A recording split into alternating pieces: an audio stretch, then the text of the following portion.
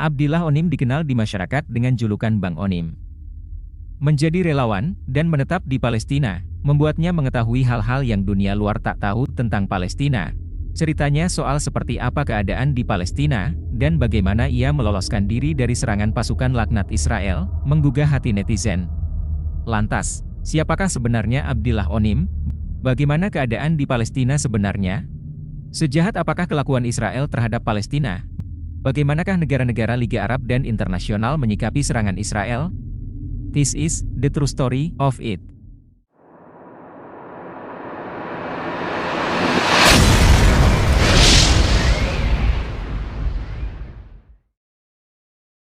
Abdillah Onim, pria kelahiran 12 Juni 1979 ini terlibat dalam upaya relawan Gaza sejak 2009. Ia merupakan pendiri Nusantara Palestina Center, NPC. Berdasarkan informasi yang disajikan oleh situs resmi NPC, Onim merupakan putra Maluku Utara yang berasal dari Galela, Halmahera Utara. Ia bergabung dalam MERSI, Medical Emergency Rescue Committee, yang sejak 2008 melangsungkan misi kemanusiaan di Palestina. Onim juga sempat dipercayai sebagai ketua MERSI dan sempat menginisiasi program Rumah Sakit Indonesia di Gaza. Pria berdarah Maluku ini akhirnya menetap di Palestina dan menikahi perempuan dari sana. Ia dan sang istri dikaruniai 3 orang anak. Setelah kurang lebih 10 tahun melakukan misi kemanusiaan di jalur Gaza, Bang Onim mendirikan lembaga NPC yang bergerak di bidang pendidikan dan kemanusiaan. Inisiatif pendirian NPC didasari oleh keterpanggilan Bang Onim atas situasi jalur Gaza yang membutuhkan dukungan secara berkala. Ya, dan mereka warga negara Indonesia, warga negara Palestina, dua kewarganegaraan. Oh ya? Iya, kita Indonesia bisa usia 0 sampai 18 atau 17 tahun. Setelah 20 tahun itu harus memilih Palestina atau Indonesia. Oh, oke. Kalau Bang Onim sendiri? Saya Indonesia. Indonesia. Bang Onim, saya pengen tanya Bang Onim. Bang Onim tinggal di Palestina. Palestina? Iya, saya tinggal di Palestina sejak tahun 2010. Ngapain Bang? Saya kan udah tahu perang di sana Bang. Iya, saya itu sebenarnya Bismillahirrahmanirrahim. Assalamualaikum warahmatullahi wabarakatuh. Waalaikumsalam. Terima kasih atas kesempatan Dr. Richard. Yang saya berangkat ke Gaza itu tahun 2009 sampai 2010, 2011 saya putra Indonesia. Pertama putra Indonesia menikah, melangsungkan pernikahan di jalur Gaza, bukan di luar ya, di jalur Gaza. Ketemu orang sana. Ketemu orang sana, itu pun bukan cari jodoh sebenarnya. Kan waktu itu usia saya sudah 24 tahun, 25 tahun, otomatis sudah harus memutuskan apakah mencari jodoh di sana atau di sini. Saya asli dari Halmahera Utara, seberangnya Morotai, Ternate sananya lagi. Iya, saya lulusan Universitas Muhammadiyah Profesor Hamka, Sarjana 1. Terus berangkat ke sana 2009, 2010, 2011. Sudah 3 tahun waktu itu di Gaza dan harus mengambil keputusan menikah. Tentunya menikah di sana pun mereka punya persyaratan tersendiri dan tidak mudah. Jadi saya itu ta'aruf atau perkenalan itu tidak hanya satu perempuan satu saja saat ini istri, tapi ta'aruf atau perkenalan itu satu perempuan Gaza bagian utara ditolak, Gaza bagian tengah ditolak. Ta'aruf. Ini yang ditolak siapa nih? Bang Onim? Mereka yang tolak. Mereka tolak Bang Onim? Mereka yang tolak, karena kan biaya hidup di Gaza itu sama dengan biaya hidup di Amerika atau di Israel. Nah, sedangkan saya sendiri sebagai relawan waktu itu, ya mengandalkan uang makan sekitar dirupiahkan 1,7 juta rupiah, sekitar 70-80 dolar kayaknya nggak cukup ya. Sedangkan biaya hidup di Gaza itu setelah menikah, itu membutuhkan biaya UMR-nya itu 600 sampai dengan 700 USD ya, sekitar 11-12 juta. Otomatis cuannya kan nggak cukup. Tapi evakuasi dan keluar dari Gaza. Abdillah Onim atau yang kerap disapa Bang Onim kini harus pulang ke tanah air. Lantaran kondisi di Gaza semakin mencekam, keluarga Abdillah Onim bisa diungsikan dari Gaza melalui perbatasan Rafah dan dibawa ke KBRI Kairo pada Jumat, 3 November 2023. Sesuai aturan Mesir, warga negara asing yang dievakuasi dari Gaza hanya boleh berada di wilayah Mesir selama 3x24 jam, sebelum dipulangkan ke negara masing-masing. Perbatasan Rafah adalah pos perbatasan paling selatan dari Gaza dan berbatasan dengan Semenanjung Sinai di Mesir. Tempat ini adalah satu-satunya jalur untuk mengeluarkan warga negara asing di tengah konflik yang terus berkecamuk antara Israel dan Hamas. Ia menceritakan masa-masa mencekam pada saat keluar dari Gaza menuju Rafah border atau perbatasan Rafah. Dengan kemungkinan untuk selamat sangat sedikit, Bang Onim dan keluarga berusaha agar bisa sampai di Mesir dan keluar dari Gaza. Kenapa pada saat warga Gaza Utara dan Gaza City itu berjalan atau pergi ke Gaza bagian selatan, di tengah jalan, bom, dibunuh semuanya. Mau jalan pun dibunuh. Sudah dikasih tahu baru mau jalan. Rombongan nih, rombongan bawa tas lah, bawa kasur lah, jalan ribuan. Di tengah jatuh rudal. Padahal kan sudah dikasih waktu. Harusnya seperti itu. Harusnya sudah dikasih kesempatan, dikasih jalur, dikasih keamanan. Begitu jalan, 10 kendaraan di belakang Bang Onim itu sudah disiram. Dan itu sudah meninggal. Di belakang kami, Dok, itu sudah meninggal. Tidak hanya itu, Dok. Kendaraan yang ada di depan kami, 1 menit sebelumnya mereka sudah berhasil mau menyeberang wilayah tersebut, sudah meninggal. Dan itu sekitar 12 kendaraan, kiri kanan hangus. Mayat di mana-mana. Anak-anak berteriak, darah. Itu kami melihat sendiri. Filin juga lihat. Diapain? Ditembak? Ditembak. Disiram. Pakai pesawat Apache. Saya dan istri juga memang sudah hakul yakin bahwa kematian bukan ditentukan oleh manusia atau Israel. Berarti bukan dispesialkan? Yang jelas 50 meter dari kediaman Bang Onim jatuh rudal. 50 meter loh ya. Jadi ini bukan dispesialkan? I don't know, saya nggak tahu. Di halaman rumah Bang Onim, bom fosfor, tahu sendiri dong bom fosfor. Bom fosfor masuk ke dalam rumah. Kami buru-buru tutup pintu pakai masker dan bom fosfor tersebut pusatnya itu kami siram pakai air. Saya nggak tahu ini target atau enggak.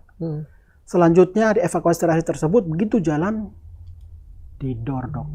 Oke. Didor saya nggak tahu itu targetnya ke kami. Yang jelas pada saat kami didor itu saya langsung tiarap, anak-anak juga langsung tiarap dan kami melewati jasad kiri kanan. Jasad kiri kanan ini kami lewati. Jadi kendaraan itu harus zigzag. Saya bilang ke sopir, kata sopir, kita ditembak. Oh ya udah kalau gitu tancap gas. Saya khawatir di depan nanti ada tank Merkava yang sudah memalang aspal. Tapi alhamdulillah. Karena mikir saya kalau contohnya tank Merkava sudah memalang aspal, selesai kami. Selesai meninggal. Tapi alhamdulillah atas izin Allah Subhanahu wa taala kami jalan terus selama 30 menit itu kiri kanan jasad semua. Kiri kanan jasad dan kami waktu itu saya sendiri dan istri sudah berpikir bahwa kayaknya kita bakalan meninggal di sini deh. Karena laut tembak, ada sniper. Kayaknya kita bakalan meninggal deh. Makanya setelah kami berhasil tiba di Rafah border 40 menit kemudian itu nggak percaya bisa selamat. Berapa orang yang selamat di mobil itu?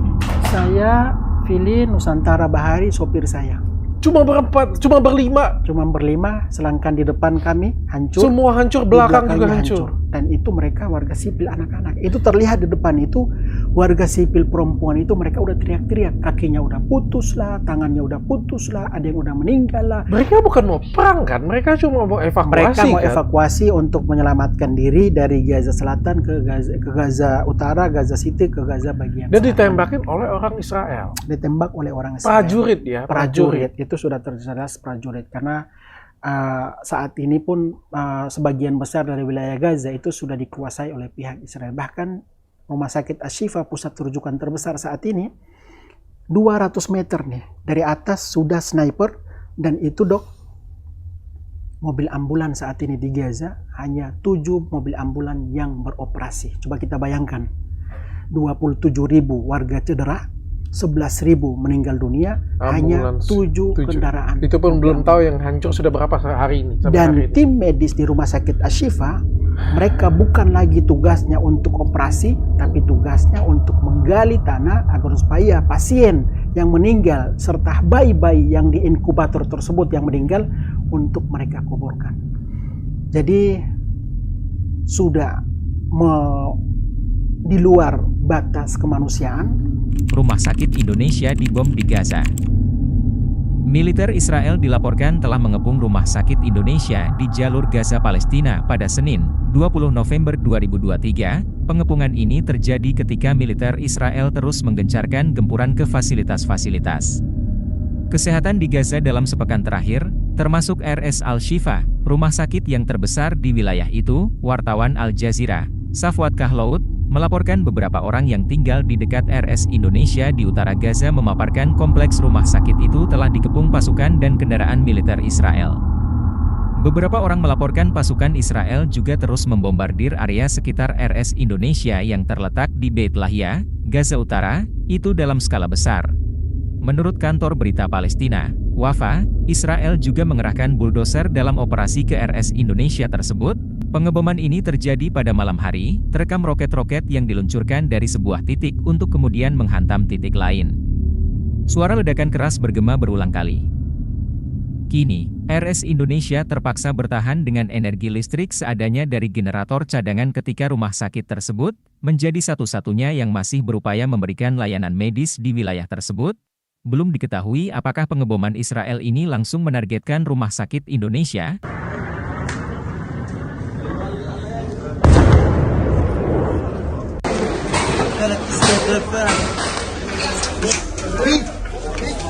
ثلاث استهدافات في جوار مستشفى الأندونيسي.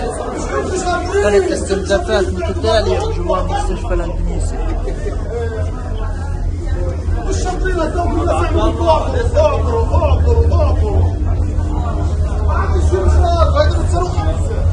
يلا يا شباب. عمي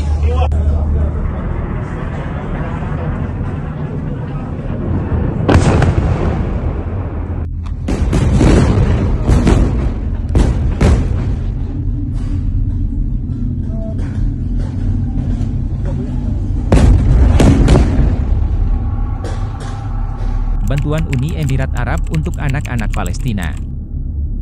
Sekelompok 15 orang Palestina, termasuk anak-anak dan keluarga telah tiba di Abu Dhabi, Uni Emirat Arab, UEA, untuk mendapatkan perawatan medis pada Sabtu 18 November 2023. Mereka terbang pada malam hari sebelumnya dari Bandara El Aris di Mesir, dekat perbatasan Rafah dari Gaza.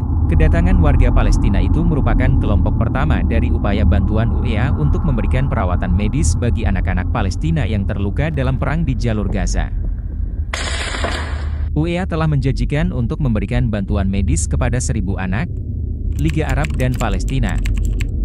Para pemimpin Arab dan Presiden Iran berada di ibu kota Saudi pada Sabtu 11 November 2023 untuk menghadiri summit meeting atau pertemuan puncak, yang diperkirakan akan menggarisbawahi tuntutan agar perang Hamas-Israel yang berdampak di Gaza diakhiri sebelum kekerasan terjadi di negara lain. Pertemuan darurat Liga Arab dan Organization of Islamic Cooperation, OIC, atau Organisasi Kerja Sama Islam, OKI, terjadi setelah serangan berdarah militan Hamas pada 7 Oktober. Indonesia sebagai ketua ASEAN, isu kemanusiaan harus menjadi prioritas saat ini dan kita harus mencegah agar kondisi tidak semakin buruk.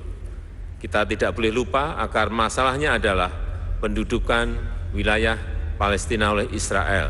Ini yang harus diselesaikan sesuai dengan parameter internasional yang telah disepakati, yang adil dan langgeng di Palestina. Fitnah IDF terhadap Palestina. Tentara Israel mengeklaim rumah sakit di Gaza menyembunyikan jaringan operasi Hamas di bawah tanah. Namun, bukti-bukti yang ditemukan sejauh ini masih meragukan. Sebelum rumah sakit Al-Shifa diserbu, pasukan pertahanan Israel, IDF, berusaha keras untuk menggambarkan kompleks medis tersebut sebagai markas besar Hamas. Hal ini memang menunjukkan ada kehadiran senjata. Namun video tersebut disajikan kepada media sebelum Al-Shifa diserbu, yang menggambarkan jaringan kamar bawah tanah yang rumit. Bahkan video yang diproduksi sejauh ini masih menimbulkan pertanyaan. Shalom everyone, Lieutenant Colonel Jonathan from the IDF here. I am in the Shifa Hospital, as you can see from the sign behind me, and as you can clearly see from the building. We are going to do a one-shot video. One shot, no editing, of all of the evidence that we have found just now in this building of the Shifa Hospital.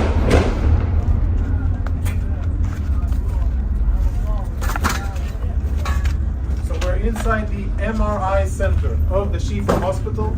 Israeli troops reached here a few hours ago, and we have cleared the area, make sure that it's safe.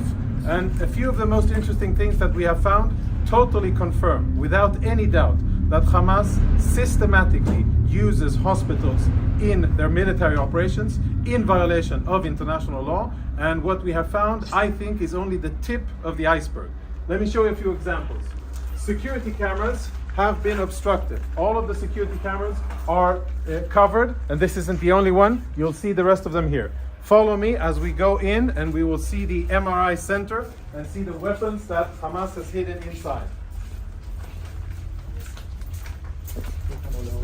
This is where patients come in order to get MRI services. We'll proceed into a more secluded area. And the lighting here is out, so we're using flashlights. We're now, as you can see, in an MRI room. I don't know when this was used the last time. But it is definitely an MRI machine. And if you follow me behind the MRI machine, I'll show you what our troops exposed just minutes ago. In military terms, this is a grab bag, grab and go of a Hamas combatant.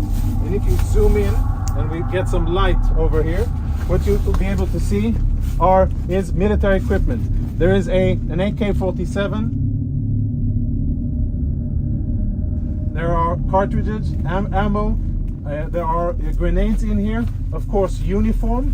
And all of this was hidden very conveniently, secretly behind the MRI machine. On the other side, we found a backpack with what appears to be very important intelligence, including a laptop, and we'll show you that momentarily. Let's go see the next room. So we're still in the MRI center. The backpack was found in here, and it was also hidden behind the MRI machine. As you can see, the rest of the equipment here is proper hospital equipment, right? Bandages and medical gear. It seems as if there's no real shortage because there's a lot of equipment here, but we'll leave that for another discussion. Let's go see weapons and other prohibited items.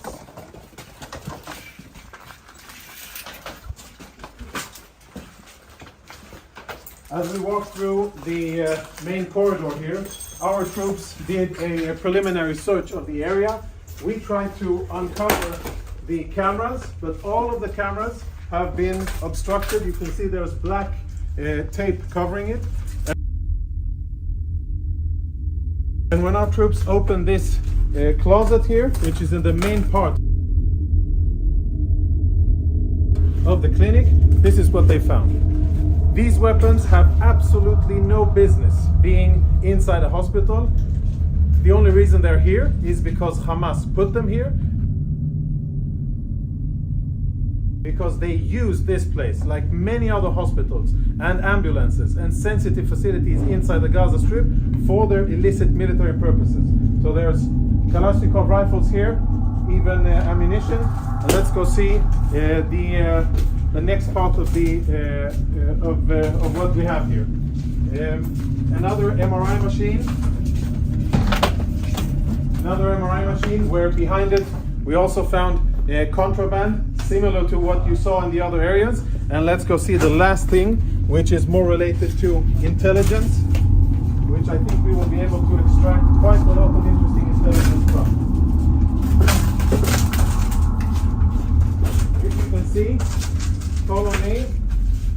Up here on top of a spare part of the MRI department, we found another grab bag. It's empty because we emptied it and cleared it so that we could use and see it. So this is where we found it, and here are the contents of the bag. The contents of the bag are full military kit for one Hamas terrorist. A live grenade, ammunition, fighting vest with insignia, boots, and of course uniforms, and last but not least, standard AK-47. Inside the hospital, hidden in a secluded area. Take a look at this door here. Blast-proof door, which is part of the clinic and part of the infrastructure of the hospital. Everything else looks like a hospital, only this part doesn't. Last part.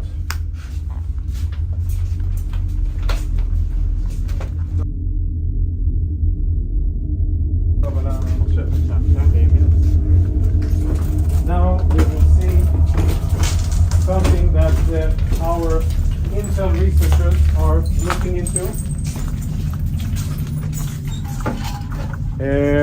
Hold on, before we go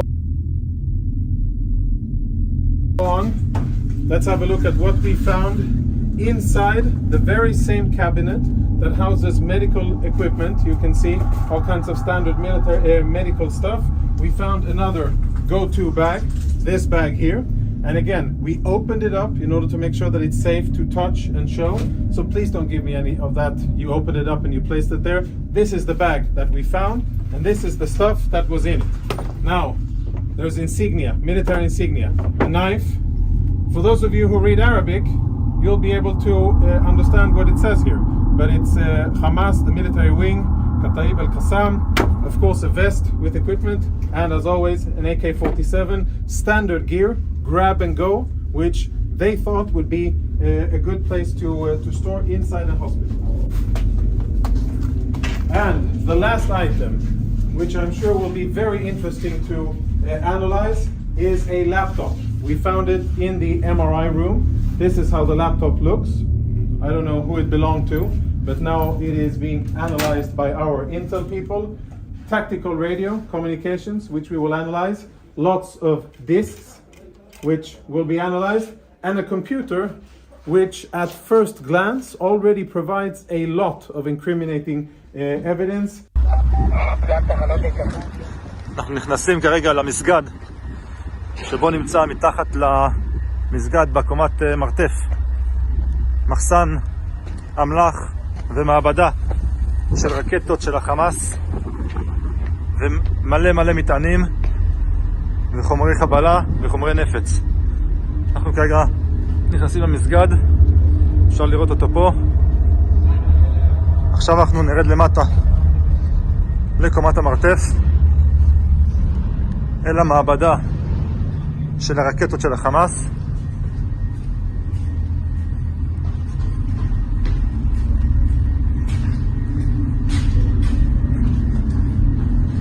שימו לב, החמאס בנה קירות שלמים שיסתירו את המעבדה. הם צריכים לפוצץ אותם על מנת לפתוח את המעבדה. יש פה פיר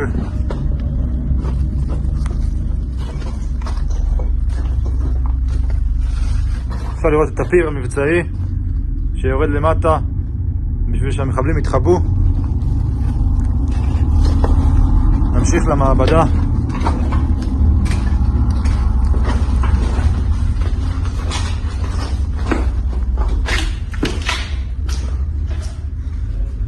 פה אפשר לראות על הלוח את הסרטוטים של הרקטות. נמשיך פנימה.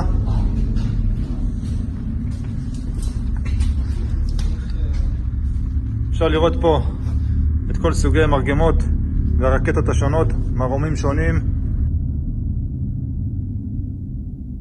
מכל מיני סוגים, חומרי חבלה. פה הם ישבו ותכננו ובנו את כל הרקטות במעבדה הזאת שנמצאת מתחת למסגד. Analisis BBC menemukan rekaman juru bicara IDF yang menunjukkan penemuan tas berisi senjata di belakang mesin pemindai MRI. Telah direkam beberapa jam sebelum kedatangan jurnalis yang seharusnya dia tunjukkan. IDF mengeklaim video yang mereka temukan di rumah sakit belum diedit, direkam dalam sekali pengambilan, namun analisis BBC menemukan bahwa video tersebut telah diedit. Hukuman Israel dari pengadilan internasional.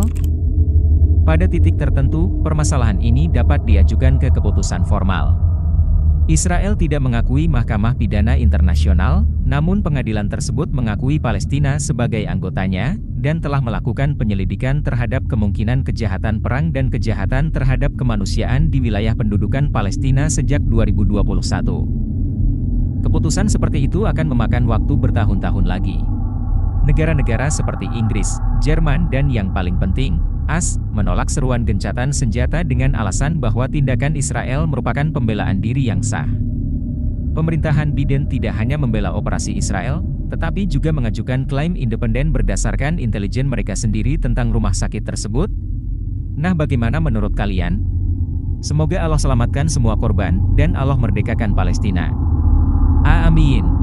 Demikianlah video kali ini, semoga bisa bermanfaat. Insya Allah kita jumpa lagi di video berikutnya. Saudara sebangsa dan setanah air, saya baru saja menghadiri KTT luar biasa OKI, Organisasi Kerjasama Islam di Riyadh, Saudi Arabia, yang diselenggarakan secara khusus untuk membahas kondisi di Palestina. Saat KTT saya menyampaikan secara jujur bahwa dunia seolah tidak berdaya menyaksikan penderitaan rakyat Palestina. Sehingga saya mengajak negara-negara anggota UKI untuk bersatu dan berada di barisan terdepan dalam memperjuangkan keadilan bagi rakyat Palestina. Gencatan senjata harus segera diwujudkan. Bantuan kemanusiaan harus dipercepat dan diperbanyak. Perundingan damai harus segera dimulai. Fasilitas publik dan kegiatan kemanusiaan tidak boleh menjadi sasaran serangan. Dan Israel harus bertanggung jawab atas kekejaman yang telah dilakukan. Alhamdulillah KTT OKI menghasilkan resolusi yang berisi pesan yang sangat kuat untuk dunia. Dan pesan inilah yang akan saya sampaikan kepada Presiden Biden esok hari, di mana ini adalah suara dari 57 negara atau sekitar sepertiga suara negara di dunia. Selain itu, saya juga akan menyampaikan pesan dari Presiden Palestina, Mahmud Abbas, yang meminta saya secara khusus untuk menyampaikannya kepada Presiden Biden. Selain itu, saya juga ingin memberikan dukungan penuh untuk Menteri Luar Negeri Indonesia yang terpilih sebagai salah satu Menlu yang diberikan kepercayaan oleh para pemimpin OKI untuk mengupayakan perdamaian di Palestina. Dan terkait kondisi Rumah Sakit Indonesia di Palestina saat ini, telah juga saya sampaikan baik saat di KTT dan saat pertemuan bilateral di sela-sela KTT tentang pentingnya menghormati hukum humaniter internasional. Dan saya ingin kembali tegaskan bahwa dari sejak awal terjadinya serangan, pemerintah telah dan akan terus berupaya untuk melindungi WNI serta fasilitas-fasilitas publik, termasuk Rumah Sakit Indonesia.